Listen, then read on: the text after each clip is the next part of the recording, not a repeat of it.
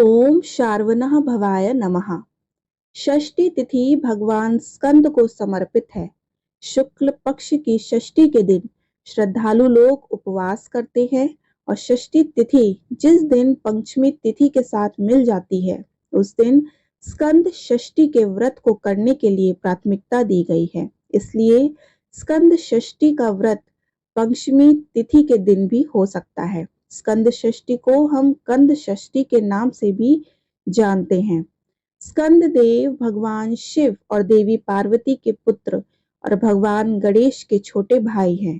भगवान स्कंद को मुरुगन, कार्तिकेय और सुब्रमण्यम के नाम से भी जाना जाता है। भगवान कार्तिकेय को मुरुगन के नाम से जाना जाता है क्योंकि इनका वाहन मोर है। माँ दुर्गा के पांचवें स्वरूप स्कंद माता को भगवान कार्तिकेय की माता के रूप में जाना जाता है। नवरात्रि के पांचवें दिन स्कंद माता का पूजन करने का विधान है। इसके अलावा इस षष्ठी को चंपा षष्ठी भी कहते हैं क्योंकि भगवान कार्तिकेय को सुब्रमण्यम के नाम से पुकारते हैं और उनका प्रिय पुष्प चंपा है। भगवान स्कंद शक्ति के आदिदेव हैं। भगवान कार्तिकेय की पराक्रम को देखकर उन्हें देवताओं का सेनापति बना दिया गया और इस पर्व पर भगवान मुरुगन की आराधना के से मान सम्मान, शौर्य, यश और विजय की प्राप्ति होती है। इस अवसर पर भगवान शिव और माता पार्वती की पूजा का भी विधान है। इस तिथि पर विधि पूर्वक व्रत करने से संतान सुख की प्राप्ति होती है और रोग, दुख, दरिद्रता से भी मुक्ति मिलती है।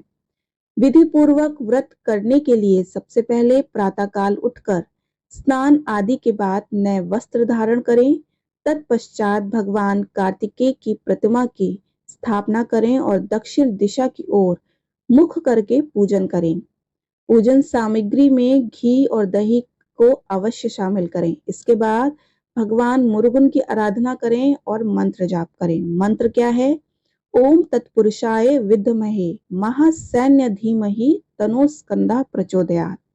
व्रती को मांस, मदिरा, प्याज, लहसुन का परित्याग कर देना चाहिए। ब्राह्मी का रस और घी का सेवन कर सकते हैं और रात्रि को जमीन पर सोना चाहिए। तो चलिए आइए सुनते हैं स्कंद के जन्म की कथा।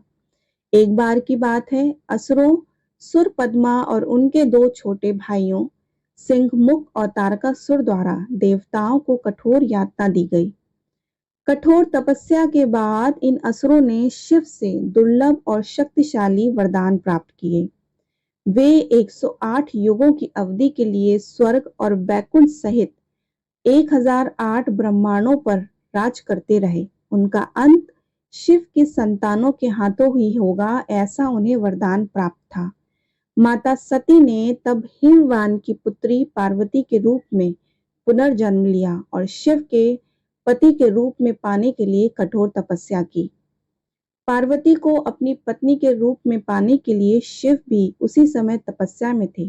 कालांतर में शिव ने हिमवान की पुत्री पार्वती से विवाह किया। देवताओं ने फिर से कैलाश में शिव से उनकी संतान के लिए प्रार्थना की। एक बार जब शिव और पार्वती कैलाश में बैठे थे तो आमतौर पर 5 मुखी शिव ने 6 चेहरे धारण किए और पार्वती को लंबे समय से देखा।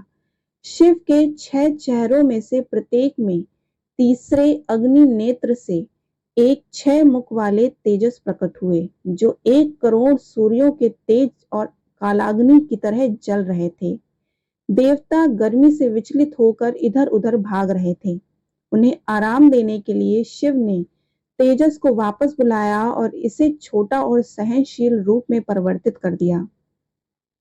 उन्होंने अग्नि और वायु को आदेश दिया कि वे तेजस को गंगा में सफेद सरकंडों तक ले जाएं। अग्नि और वायु ने कठिनाई से बारी बारी से अपने सिर पर तेजस को ढोया और अंत में इसे गंगा में छोड़ दिया।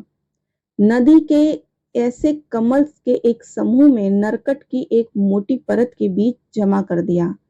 तेजस 12 हाथों वाले 6 मुखी सुंदर बच्चे में बदल गया। विष्णु ने 6 कार्तिका द्वारा देवियों को नवजात शिशु को दूध पिलाने के लिए कहा। बच्चे ने 6 अलग-अलग रूप लिए जिनका पालन पोषण 6 देवी देवताओं ने किया।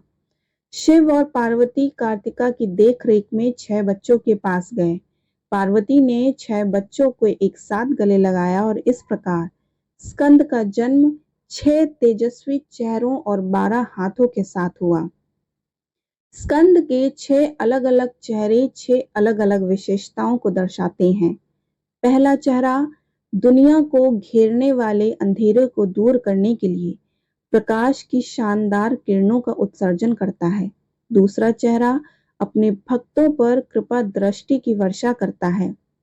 तीसरा चेहरा ब्राह्मणों और अन्य पुजारियों का अनुष्ठान करते हुए और सनातन धर्म की रक्षा करके परंपरा को बनाए रखता है।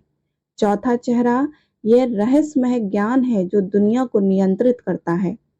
पांचवा चेहरा लोगों को नकारात्मकता से बचाने वाला ताबीज है और छठा मुखी अपने सभी भक्तों के प्रति प्रेम और दया को दिखाता है। स्कंद पुराण के अनुसार नारद नारायण संवाद में भी स्कंद षष्ठी व्रत का उल्लेख किया गया है। ये व्रत संतान के जीवन से सारी परेशानियों को दूर कर देता है और आने वाले संकट भी कोसों दूर चले जाते हैं। इसी के साथ बता दें कि संतान प्राप्ति की इच्छा रखने वाले भी के लिए भी यह व्रत बहुत ही महत्वपूर्ण माना गया है।